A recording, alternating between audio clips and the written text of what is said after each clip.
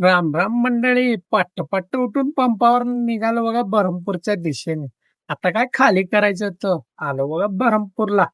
जायचं होतं आपल्याला सिटीतून, पण सिटीतून सोडलं नाही, बायपासनं जा म्हणजे. आलो बायपासनं खाली केली आणि लावलं बघा पार्किंग मध्ये. जायचं होतं सिटीत आम्हाला भाडं आणाय. भाडं आणाय घ्यायला निघालो तर ऊन असलं बेकार लागत होतं.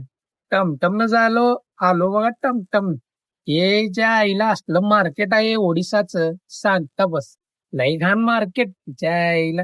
आलो बघा एकदाच मार्केट मध्ये भाडं घेतलं, निघालो चाललो बघा परत काकाचं घर.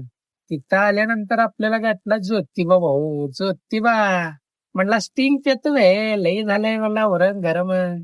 तिथून ज्योतिबाला टाटा करून आलो बायपासनं. बघा हे हायवेवरच मांडलाय सगळा बाजार ज्योतिबा. म्हणला लई ओल्ली झाली आहे काढतात, त्याला साफ करू. साफ करून जायचं होतं आता आम्हाला डिझेल टाका. डिझेल टाकताना बघतो तर काय सगळे बोलत तुटून पार आईला जाईल तिथं काय ना काय आहेच. किरकिरी आईला कुणाची नजर लागली काय माहिती बा आईला. बघल तेव्हा बोलत 4 बोल्टावर गाडी गेली कसं तर. आलो पंपात डिझेल टाकलो.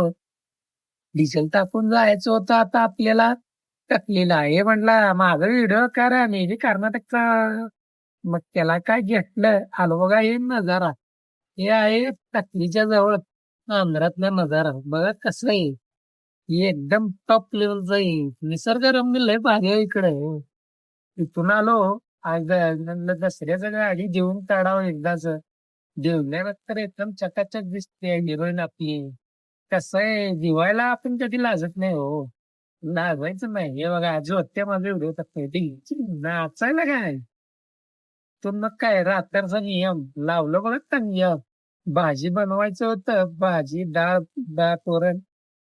ते काय सगळं किराणा आणला आमचा पंटर येत होता संगमनेरला, त्याला तेल घाल बाटलीत.